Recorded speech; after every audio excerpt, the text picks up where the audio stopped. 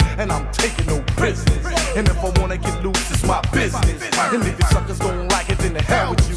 And if your mother don't like it, the hell with her too. I'm serious, and I'm getting hype. On the No Prisoners song, I'm a Warrior too, you talk about knowledge and wisdom is your only concern. So you were definitely, I was always intrigued with the No Prisoners album because it seemed like it was made by like 3 or 4 different mentalities. Because you had Do You Want to Party and I Saw You, which were very different from No Prisoners, Take a Warrior, I'm a Warrior, Renegade. It was very diverse. So yeah, that was my, that was the concept that I had when it came to albums. I thought that, I figured you should be diverse. You should have different flavors, different looks of yourself, and not just be one track, one way, and we deliberately did that. The Do You Want to Party? I walked out of the studio in the Village and walked around until I met some girls. It was like, yo, I've been looking for some girls. Could you come back to the studio with me? I need some girls on this song. And, we paid them. They went about their way. I never saw them again.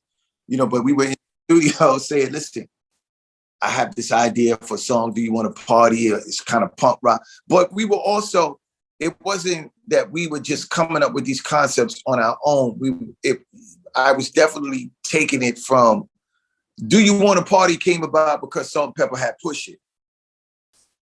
A lot of the songs like This Is Madness, and that was because Public Enemy was gaining traction. They was gaining a lot of traction. Songs like I'm a Warrior that came about from me listening to Cool G rap and listening to Big Daddy Kane. That's why, on the lyrics, I say Mortal Kombat, that's not a problem. I'm a warrior. Because I'm listening to Kane, Mortal Kombat. The beat is poison. That's not a problem. I'm listening to Cool G rap. So it was definitely me piggybacking off of what I was definitely liking back then. That's what I was influenced by. Yeah, and This Is Madness is probably one of, if not my favorite songs on there because of the social commentary and the stories you're telling on there. But I also thought. I wanted, given that you're such a great producer, and now looking back, This Is Madness going into Do You Want to Party is such a striking sonic thematic. Just totally, I just remember when I was listening to it, I was like, whoa, what is going on? So like sequencing wise, do you remember why you guys did that? I don't know if there was a method to it. We were just picking songs because, again, we were kids, man. That album, I was 22 years old when I recorded that album. I was a kid, man. Sometimes I when I listen to it, I cringe. I'm like, oh gosh, wow. When I listen to it today, back then, I thought I was the baddest MC in the world, But when I listen to it now, I'm like, wow, I feel good because it takes me back to the energy that I had back then. Things are a lot different when you're looking at all of these possibilities. That can go a long way when you have all of these possibilities motivating you to do certain things. And those possibilities, they taper off as you get older.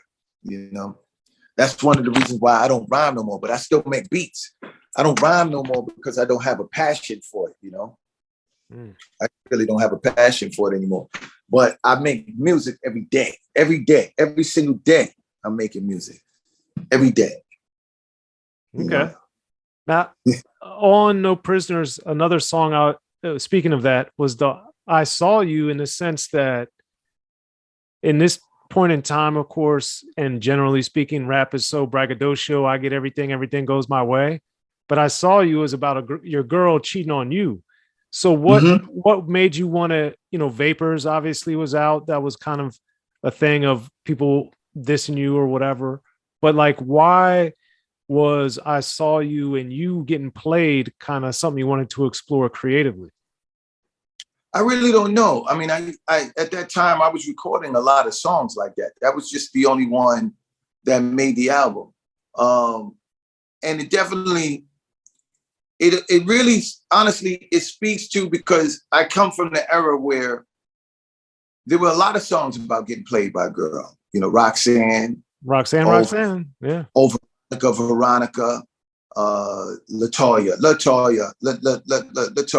you know, so it was just a reminiscent of that era, you know, that was the mentality. Because like I said, I listen to hip hop all day long. And so when I started recording the album, I definitely was influenced by everything that I was listening to. So I figured, okay, everybody has a Latoya or Veronica. Now I don't want to do another name song, but I still would do a song, because back then, every song about a female was about getting shunned by her. Almost every female song was about being shunned by a female. LL Cool J was the first one. I Need Love, you know, where you know, it's not like he was being shunned by any particular girl, you know, but he kind of flipped it around with I Need Love, you know. But you can remember, he had a song about being played too, Dear Yvette, yep. Yeah. Even Love at First Sight with Dana Dane. That's not all yeah. I get it. Now, that being said, the album comes out, it doesn't do well, etc. You get dropped later. So what, creatively, personally, music-wise, like, what made you kind of recalibrate? Because the next time I remember hearing about you was with the Genius, with Come Do Me. But I don't know what was going on in between there. So what was happening? What was going on with you as a person? All that stuff. Well, I was still young, and at first it stung to get dropped. But what was able to help me continue is because I never stopped making music. You know, so I was making music because I still had the attitude that these major labels, they don't know hip hop. They don't know. So for me to get dropped by a major label, that's nothing. They don't know music, you know, because the same music that I'm playing for them that they don't want to release, I'm going in the barbershops in the hood and they're loving it. So even though they dropped me, so what? I'm still doing what I do. The Genius, the Come Do Me came about is because after I got dropped, I'm shopping, trying to get deals. And I met this brother named Mel Kwan, who he had started Jamaica Records, which was, he had a record out called Holy War with Sir Ibu, was on his label. And I met him, he was from my neighborhood, but he was also managing, so he decided to become my manager, but he was also managing the Genius, and he was managing Rakim, the RZA. He was managing those two. So when he started managing the Genius and Genius got signed, Genius' album was finished. I had never heard of him. And he brought Jizza to my house because they just wanted a commercial song. And he knew that I played instruments. So, you know, he was like, you know, Wes, you know, I know you know how to do the musical shit, and we need a musical commercial song for the single. And so I played a couple of tracks, and, you know, Genius was like, I want that one. So I was like, okay. And, you know, he asked me, could you come up with a hook? And, you know, I was friends with Raheem LeBlanc from the group GQ. He's an older guy. He was older, but he came and sang the hook. You know, he's the one that sang the hook. You know, he's a legend too. But anyway, what was interesting was after we recorded the song, the day that we were recording the song, we recorded the song at Green Street Studios. And that was the first time I met Easy Mo B. Because Easy Mo B had come to the studio to make some changes on, because Easy Mo B and his brother LG, they did the bulk of the album. I just did the single. So that was that day I met Easy Mo B, and his brother was with him. And, you know, at the end of the session, they started playing the Genius album. And I remember being fucking pissed when I was listening to the album. I was like, yo, I said, yo, my shit don't belong on this album, man. This album is hard, man. I want to do some hard shit like this. You know, they was like, oh, but the album's done already, man. And I was like, that's fucked up, man. You know, you got me on the album with this bubblegum shit. I remember telling you, I was like, this is bubblegum shit compared to this, man. This is not what I do. You know, and they was like, but it is what you do. You did it. And I was like, yeah, but, you know, I'm a warrior, man. I got that hard shit. And, you know, so I was like, damn. But that day I fell in love with Easy Mo B, man. I was like, yo, this fucking dude. I had just met him. I was like, yo, this dude here.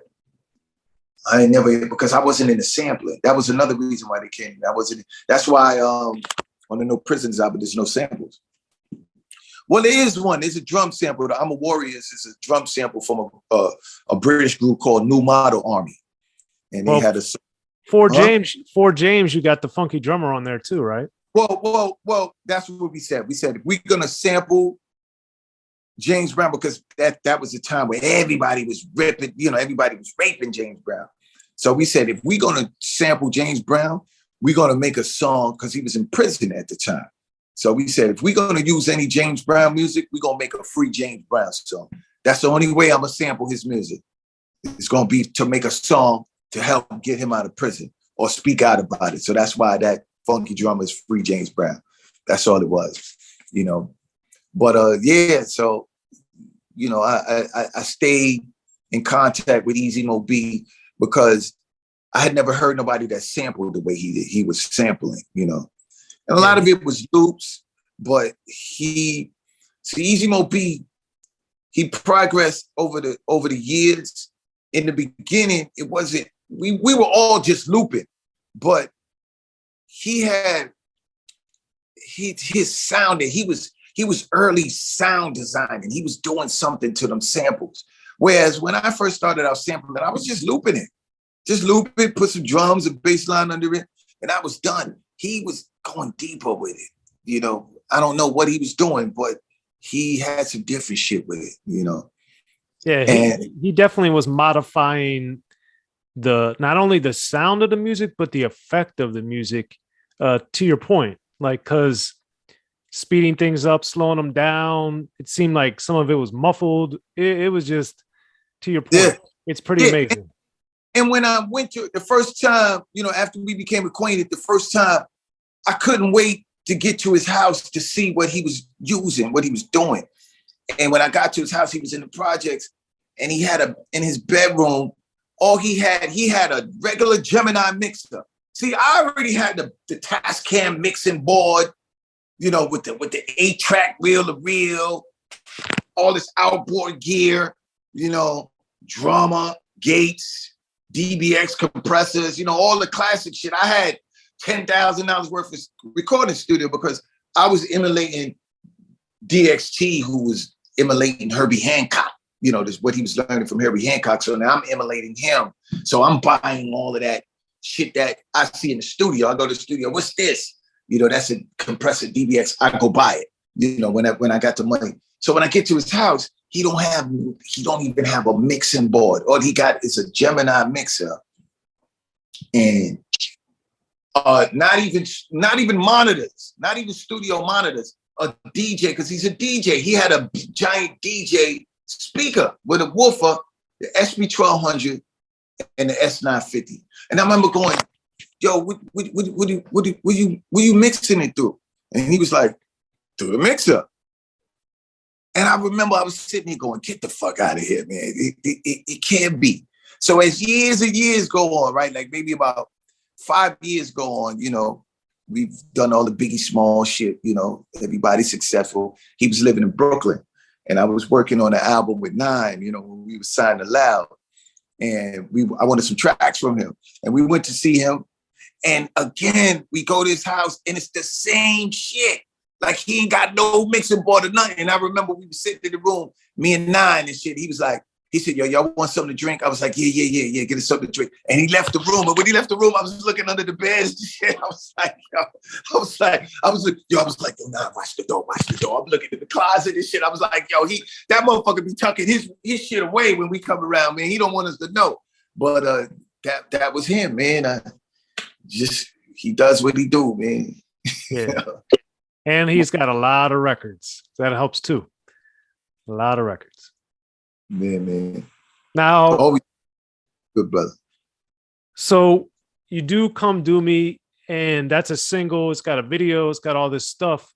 What what was happening, or what did you notice differently, if anything, from being an artist, being on the front, and then doing a production and seeing how things were moving and changing differently? Because also by 91, rap's a much bigger business too. It was much bigger than even 2 years before when you put out No Prisoners. So what differences were you seeing on your side?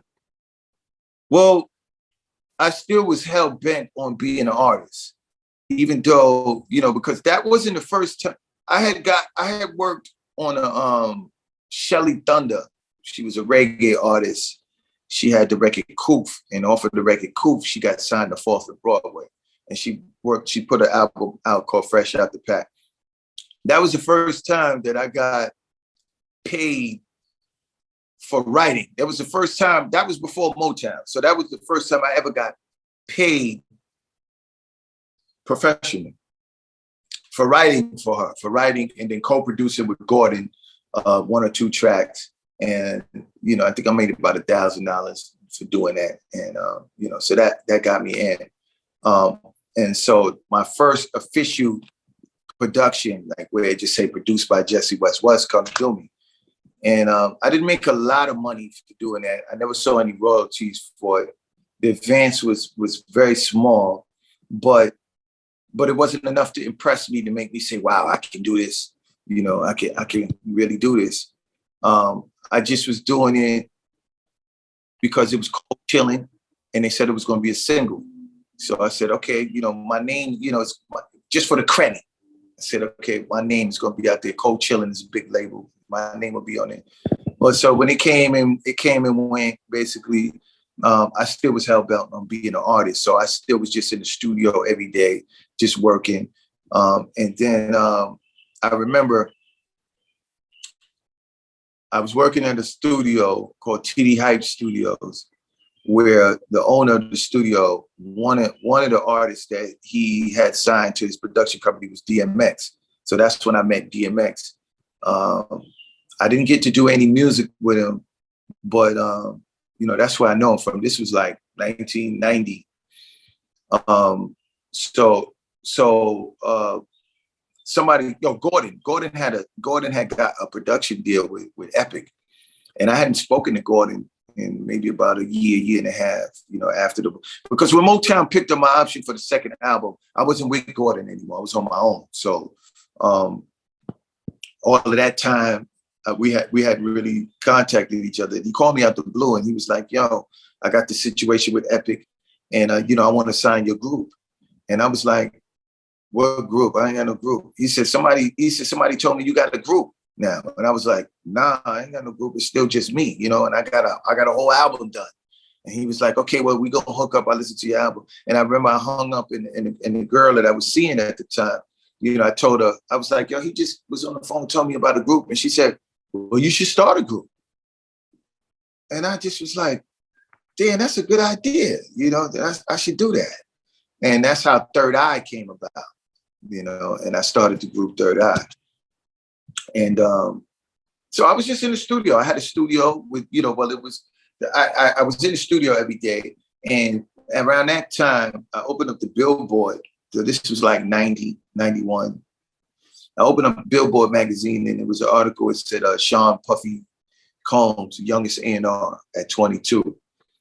So in my mind, I was focusing on the smaller labels as opposed to major labels, because the major labels, all the A&Rs, they were still in their 30s. To us, that was too, y'all don't know hip hop. So when I saw A&R at 22, I was like, yo, this guy is young. Okay, he's my age. Oh, shit. I had already met Puffy when I'm from Motown, because Uptown Records and Motown was on the same floor in the MCA building. So I already knew Puffy. And so when I saw that article, I remember I called him that day. And I was like, yo, I just seen the article, man. Congratulations, man. And he was like, yeah. So what you doing? And I told him what I was doing. And he was like, yo, my door's open, man. Anytime you want to come and see me, come and see me. So I started I was like, yo, I got an album already, man. And that maybe 2 days later, I went and played the album for him. Well, I left it with him, and then left it with him, and I called him, and he was like, yo, he said, you know, I like, man, you're getting better. You know, you're getting better. He said, because you're doing the music, right? And I was like, yeah. He said, yeah, you're getting better with the music. He said, and you know, with your rhymes, it ain't, you know, you nice, but it ain't what we looking for up here at Uptown. So I was like, okay. So about maybe after that made me start the group, Third Eye. I went and recruited 2 other MCs and we started recording. So within no time, we had about 8 songs. So I was like, called Puff. I said, Puff, I got a group now. He was like, word? I said, yeah, we called Third Eye. He was like, yeah. I said, yeah, we got like 6, 7 songs. He was like, come down, bring it down. So I went down, I played him songs, left the tape with him. Then I called him, yo, yeah, I like the way y'all sound together, man. Y'all sound good, the interplay and all that, but it ain't what we looking for up here at Uptown, right? So I'm like, damn, man. I said, but yo, Puff, I'm going in the barbershops. I'm playing that shit in the barbershops. They loving it. He was like, yeah, I love it too, man. It's just that, you know, Uptown, we do a certain type of music, you know, Heavy D and all that shit. And I was like, all right, I hear you. And I remember I was getting ready to hang up and he said, but Wes, wait a minute. He said, you did all the beats, right? And I was like, yeah. He said, yo, one of these beats, man, I want to use for Heavy D. And I was like, nah, Puff, get the fuck out of here, man. Nah. He was like, all right, you know, hung up, shit, right?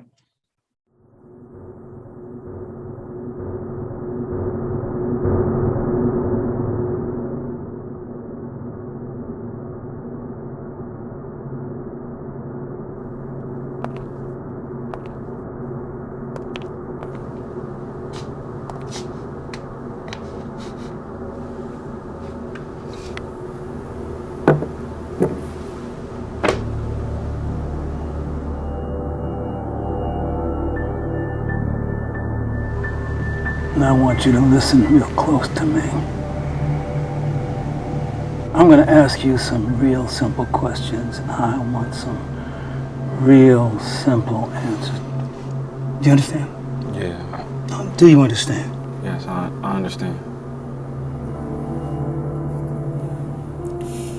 You said that you couldn't have possibly been at the crime scene at 11:15 because you were in the bookstore buying my audio book and my hardcover book at 11:15 when the crime scene occurred in Soren's book.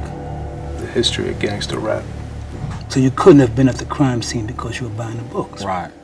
At 11:15, I was at the bookstore at 11:15, and when I bought the books and accidentally left them at the store.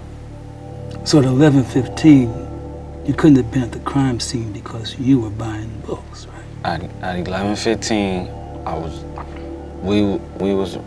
when I was leaving, it was some people coming in, and I forgot to grab. But you don't remember who what they look people, like. what they look like or nothing, right? No. So,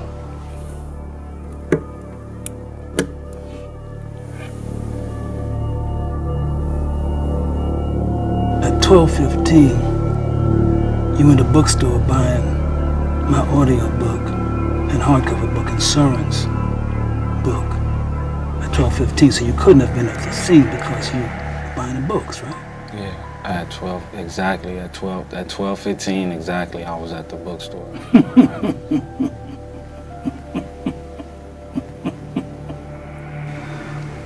Now you see. You know you're not fucked up. What you mean? First you said you were at the bookstore at 11:15, and then you said you was 12:15. You know you're not fucked up, man. He fucked up. Yeah, he fucked up. You fucked up. Man, you confusing me, man. So, you get my book, my audio book, 40 years, and Soren's book, History of Gangster Rap, and if you don't, you know you're not fucked up, right? more those cops ask me questions, the more I wish I bought them motherfucking books.